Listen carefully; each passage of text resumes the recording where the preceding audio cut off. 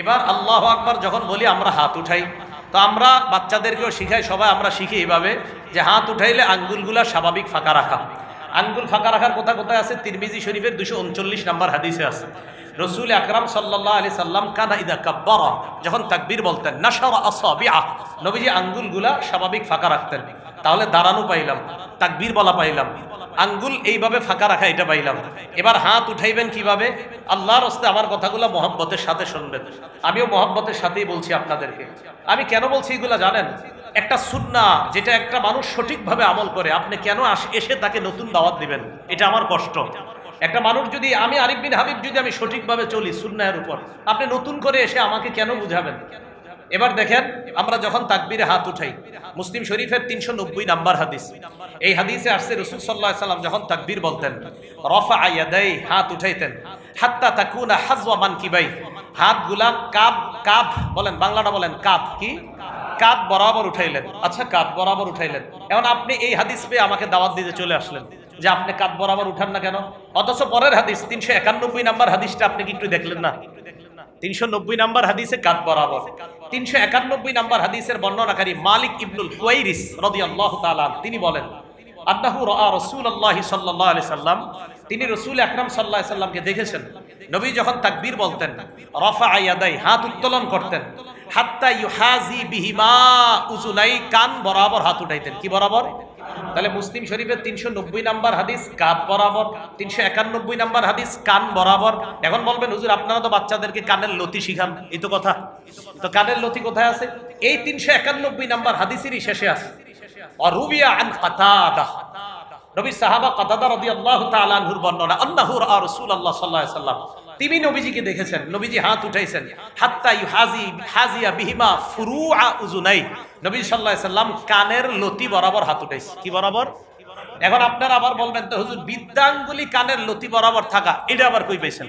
Tahawi শরীফ 1 নম্বর খন্ড 144 নম্বর পৃষ্ঠা, সেখানে আছে রাসূল সাল্লাল্লাহু আলাইহি সাল্লাম যখন হাত উঠাইতেন, হাত উঠানোর পর নবীজি সাল্লাল্লাহু আলাইহি সাল্লামের এই দুই আঙ্গুল, বৃদ্ধাঙ্গুলি, হাত্তা ইয়াকুনা ইবহামাহু করিবাম মিন শাহমাতি উযুনাই, নবীজির কানের লতির কাছাকাছি থাকতো বৃদ্ধাঙ্গুলি। এবার আমার দিকে তাকান সবাই, আমি আমার এই বৃদ্ধাঙ্গুলি কানের লতি বরাবর উঠাইলাম, কাঁধ পাইলাম, কান পাইলাম, কানের লতি পাইলাম, আমার বৃদ্ধাঙ্গুলি কানের লতি বরাবর রাখলাম।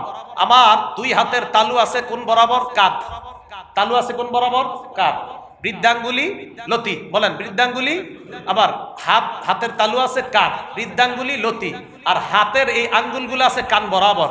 তাহলে বৃদ্ধাঙ্গুলি লতি বরাবর যদি উঠাই, হাতের তালু কাঁধ বরাবর, 390 নম্বর হাদিসের উপর আমল হয়ে গেল। হাতের এই বৃদ্ধাঙ্গুলি লতি বরাবর, 391 নম্বর হাদিসের শেষের অংশ আমল হয়ে গেল। আঙ্গুলগুলা কান বরাবর, 391 নম্বর হাদিসের প্রথম অংশের উপর আমল হয়ে গেল। তাহলে লতি বরাবর হাত উঠাইলে আল্লাহ রসুলের 3টা সুন্নাহের উপর আমল হয়ে গেল। এটাই হানাফি মাযহাব। তো সমস্যা কোথায় বলেন? এটাই তো হানাফি মাযহাব, এটা নতুন করে ধর্ম না। আপনি কেন বুঝছেন না? তাহলে রসুল এই হানাফি ফিকহ আমার এটাই শিখাইছে, তুমি এমন একটা আমল করো যে আমলে তোমার 3টা সুন্নাহ, যে তুমি যদি শুধু কাঁধ বরাবর উঠাইতা, তোমার লতি বাদ। হানাফি ফিকহ আপনারে বলে নাই যে আপনি ভুলের মধ্যে আছেন, এটা বলে নাই। আমরা বলি কি জানেন, যে আপনারা যে আমাদেরকে বলে ফেলেন, আরে থুর, এতদিন যা পড়ছেন সব ভুল, আমগোটা সঠিক। এটার কারণে এই ফিকহে হানাফির প্রয়োজনীয়তা দেখা দিচ্ছে। এই কারণেই তো ফিকহে হানাফির প্রয়োজনীয়তা। আপনি হঠাৎ এসে বলতেছেন, হুজুর আপনি যে নামাজ পড়েন এটা আপনার হয় না। আরে ভাই, উনি তো 4টা হাদিস মাথায় রেখে উনি নামাজ পড়ে, আমি তো 4টা হাদিস মাথায় রেখে এরপরে সালাত আদায় করি।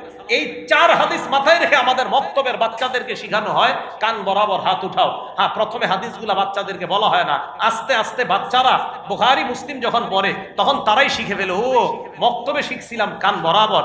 কান বরাবর উঠাইলে দেখা যায় হাতের তালুগুলা কাঁধ বরাবর ওঠে, হাতের বৃদ্ধাঙ্গুলি লতি বরাবর, হাতের আঙ্গুলগুলা কান বরাবর। হাতের তালু যখন কাঁধ বরাবর থাকে, মুসলিম শরীফের 390 নম্বর হাদিসের উপর আমল হয়। হাতের আঙ্গুল যখন লতি বরাবর থাকে, মুসলিম শরীফের 391 নম্বর হাদিসের শেষের অংশের উপর আমল হয়। আঙ্গুলগুলা যখন কান বরাবর থাকে, মুসলিম শরীফের হাদিসের 391 নম্বর হাদিসের প্রথম অংশের উপর আমল হয়। মোট কথা 90, 391 আর তহাবি শরীফের সবগুলা হাদিস মানলে সওয়াব কি কম হবে না বেশি হবে? আমি হানাফি ফিক এই জন্য মানি, আমার সওয়াব বেশি দরকার, এটাই হানাফি ফিক। আচ্ছা, হাত উঠাইলাম, উঠানোর পর এবার হাত বাঁধবেন। তিরমিজি শরীফের 252 নম্বর হাদিসে আছে নবীজি সাল্লাল্লাহু আলাইহি সাল্লাম কানা ইয়াউম্মুনা আমাদের ইমামতি করতেন। রাসূল সাল্লাল্লাহু আলাইহি সাল্লাম রসুল আকরাম সাল্লাল্লাহু আলাইহি সাল্লাম ইমামতি করতেন। নবী সাল্লাল্লাহু আলাইহি সাল্লাম কি করতেন? ইমামতি করতেন। ফায়াখুযু শিমালাহ, নবী সাল্লাল্লাহু আলাইহি সাল্লাম বাম হাতকে ধরতেন। ইয়াখুযু শিমালাহ, নবী সাল্লাল্লাহু আলাইহি সাল্লাম বাম হাতকে ধরতেন। বিয়ামিনিহি, ডান হাত মুবারক দ্বারা।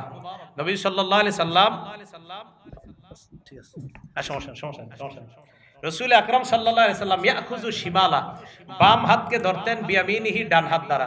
খুব মন দিয়ে বুঝেন, তিরমিজির 252 নম্বর হাদিসে পাইলাম বাম হাতকে ডান হাত দিয়ে ধরতেন। কবজি, বাহু কিছু পাইলাম না, শুধু এতটুকু পাইলাম নবীজি ডান হাত দিয়ে বাম হাত ধরতেন। বুখারী শরীফের 740 নম্বর হাদিস, কানান নাসু ইউমারুনা আইয়াদা আর-রাজুলুল ইয়াদাল ইউমনা আলা জিরাইহিল ইউসরা। নবীজির যুগে সাহাবায়ে কেরামকে নির্দেশ দেওয়া হতো যে ডান হাতকে বাম হাতের বাহুর উপর যেন রাখে। তাহলে তিরমিজি শরীফের হাদিসে পাইলাম ডান হাত দিয়ে বাম হাত ধরা, বাহু কবজি কিছু পাই নাই। বুখারী শরীফের 740 নম্বর হাদিসে পাইলাম ডান হাত বাম হাতের বাহুর উপরে রাখতেন, বাহু পাইলাম। এবার আবু দাউদ শরীফের 727 নম্বর হাদিসটা একটু মন দিয়ে বুঝেন। এই হাদিসের মধ্যে আসছে কিভাবে, আমার দিকে তাকান একটু।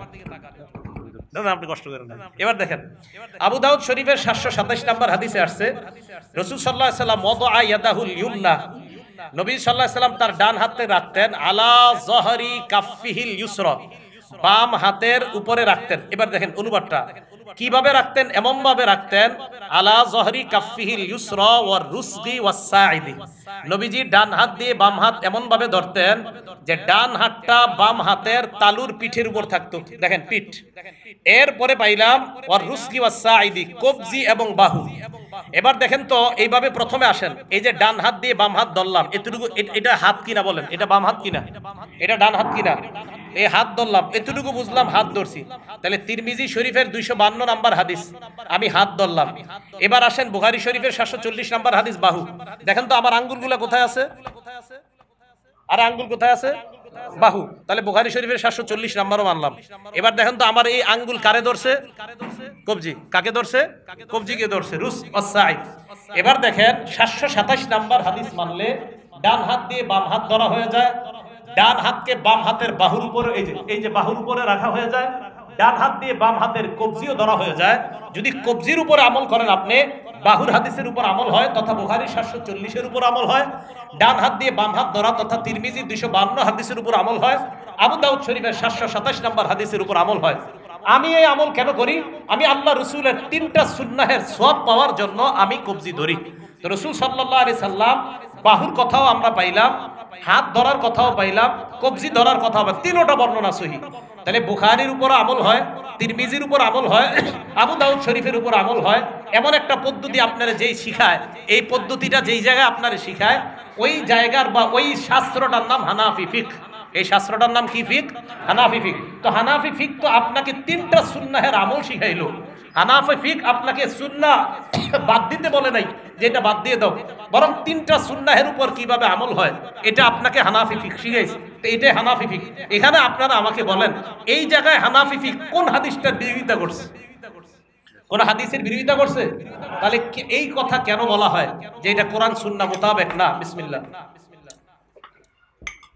এখন আমাকে যদি পার্সোনালি প্রশ্ন করেন, পার্সোনালি, আমি অন্যভাবে বলবো না, বললে আবার অনেকভাবে লাগবে যে আপনি হানাফি ফিকহ কেন মানেন, আমি জবাব দেই এইভাবে যে আমি একটা পড়াশোনা করা ছেলে, 16-20 বছর পড়াশোনা করার পরে আমি এটা বুঝছি যে হানাফি ফিকহ অনুসরণ করলে রসুলের সুন্নাহ বেশি পালন করা হয়, তাই আমি হানাফি ফিকহ অনুসরণ করি।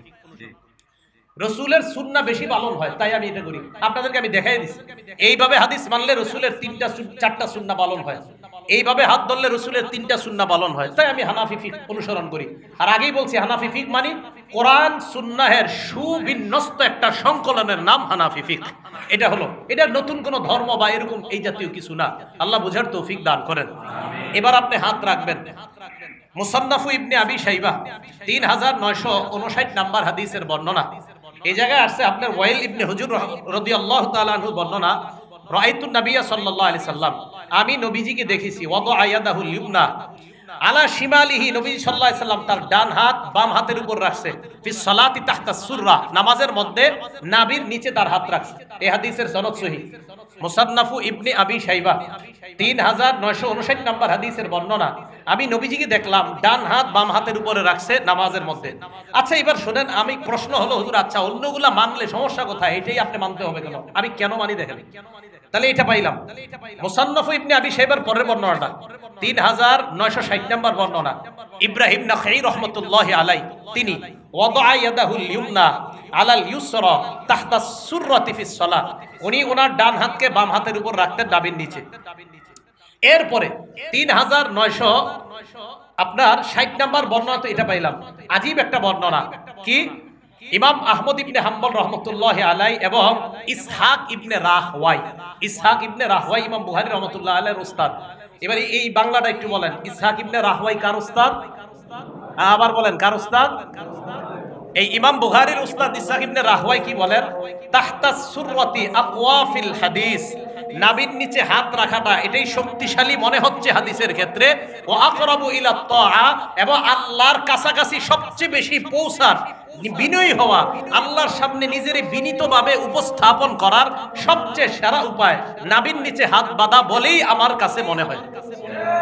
এটা ইব্রাহিম, এটা আপনার ইসহাক ইবনে রাহওয়াই ইমাম বুখারী রাহমাতুল্লাহি আলাইহি উস্তাদ, উনি বলেন তাহতা সুররাতি আকওয়া ফিল হাদিস, হাদিসের মজবুতির ক্ষেত্রে নাভির নিচে হাত রাখাটাই বেশি শক্তিশালী বলে মনে হচ্ছে। ওয়া আকরাবু ইলাল্লাহ, আল্লাহর কাছাকাছি যাওয়ার ক্ষেত্রেও নাভির নিচে হাত রাখাটাই আমার কাছে বেশি শক্তিশালী মনে হচ্ছে। ইমাম বুখারী রাহমাতুল্লাহি আলাইহির উস্তাদ ইসহাক ইবনে রাহওয়াই, এটা ওনার বক্তব্য। তা এখন আপনি বলবেন কেন করেন, তা আমি দেখলাম পড়াশোনা করে যে আসলেই তো এখানে হাত রাখলে এটা নিজের বিনীত ভাব খুব বেশি হয়। আপনি সত্যি সত্যি দেখেন, আপনারা যারা এইভাবে হাত রাখেন না নাভির নিচে, একদিন আপনি এমনি ঘরে কাউরে দেখান লাগবো না, বাহিরে গেলে হয়তো কেউ দেখবেই, তো আপনি ঘরে নিজে নিজে একটু নাভির নিচে হাত রাখা দেখেন, 1-2 রাকাত নামাজ পড়েন নাভির নিচে হাত রাখার পর, আপনি দেখেন আপনার ভিতরে বিনয়ী ভাব বেশি কাজ করে কিনা। আপনি দেখেন বড় বড় উলামায়ে কেরাম তাবিঈরা তারা বলছেন নাভির নিচে হাত রাখলে বিনয়ী ভাবটা বেশি আসে। ইমাম বুখারীর উস্তাদ এই কথা বললেন। তা আপনি আজকে দেখেন এইভাবে দাঁড়াইলে নাভির নিচে হাত রাখা যে আল্লাহর কাছে নিজের ছোট মনে করা কি বেশি হয় না হয় না, এটা আপনি দেখেন। আমি অন্যগুলা কি কিন্তু বলছি না যে না আপনি পদভ্রষ্ট, আপনি বাতিল, আপনি শেষ, আমি এই পর্যন্ত কাউকে বলছি এই কথা না, এটা আমি কাউকে বলি নাই, যদিও আমাদেরকে একের পরে এক বলা হয়। এখন দেখেন এই যে প্রথম থেকে শেষ পর্যন্ত প্রত্যেকটা বর্ণনায় আমি আপনাদেরকে একটা না একাধিক হাদিস শোনাইলাম। তাহলে আমি কি বুঝাইলাম, আমি যে এতক্ষণ বললাম এটাই ফিকহে হানাফি। এখন ফিকহে হানাফির প্রত্যেকটা মাসালা যে বললাম, আমি কি একটা দলিল দিছি না প্রায় মাসালায় একাধিক দলিল দিছি? তো যেই ফিকহে হানাফি আপনারা এটাই শিখায় যে হানাফি ফিক মানে এক মাসালায় একটা আমলের ক্ষেত্রে একাধিক দলিল থাকে এবং একাধিক দলিলের সমন্বয় করে যে ফিক, এটাকে বলা হয় হানাফি ফিক। একাধিক দলিলকে সমন্বয় করে। এই কথাটা আপনারা কেন উল্টা ভাবে নেন, কেন অন্য ভাবে নেন? এটা অন্য ভাবে নেওয়া ঠিক না। এইভাবে আপনি হাত বাঁধলেন, বাঁধার পর বাস, এরপরে আর সমস্যা নাই, এরপরে যেগুলো করি ওগুলো নিয়ে আর কেউ ঝামেলাও করে না, সমস্যা নাই। এতটুকু পর্যন্তই সবাই কেমন জানি আমাদের উপরে প্রশ্ন তুলতে চায়। বিশ্বাস করেন এই ছোটখাটো বিষয়গুলা নিয়ে আমাদের মাঝে ফাও দূরত্ব তৈরি করাটা এটা ঠিক না। আমি তো আপনাদেরকে বলবো, কেউ যদি আপনারা মনে করেন যে আপনি যেটা বললেন এটা যে ফিকহে হানাফি, আর ফিকহে হানাফির এই আমলগুলা যে সত্যি এমন, এটা কিভাবে বোঝা যাবে? আপনি আল্লাহর হস্তে কোনো আলেমের কাছে গিয়ে বসেন। আমি বলতেছি আল্লাহর হস্তে কোনো আলেমদের কাছে বসেন, বসার পর তারা আপনাকে সুন্দরভাবে বিষয়টা বুঝিয়ে দিবে, আরো সুন্দরভাবে। তাহলে ফিকহে হানাফি আমি যে এতক্ষণ আপনাদের সামনে বললাম, প্রত্যেকটা মাসালায় একাধিক একের পরে এক দলিল পেশ করলাম। এই দলিল পেশ করে আপনাদেরকে আমি যেটা বোঝাতে চাইলাম, একাধিক দলিলকে প্রত্যেকটা মাসালায় কিন্তু সমন্বয় করছে। এইভাবে হাত, এইভাবে হাত, এইভাবে হাত, ফিকহে হানাফি সমন্বয় করে দেখিয়ে দিয়েছে এইভাবে তোলো, সব হাদিসের উপর আমল হয়। হাত রাখার ক্ষেত্রে কোথায় বাঁধবেন, ফিকহে হানাফি একাধিক দলিল আনছে, আনার পর আপনাকে এমন পদ্ধতির হাদিসটা মানতে বলে যেই হাদিসটা মানলে অন্যান্য হাদিসগুলোর উপর আমল হয়ে যায়। এটাই ফিকহে হানাফি, আর ফিকহে হানাফি এই শিক্ষাটা আমাদেরকে দেয়।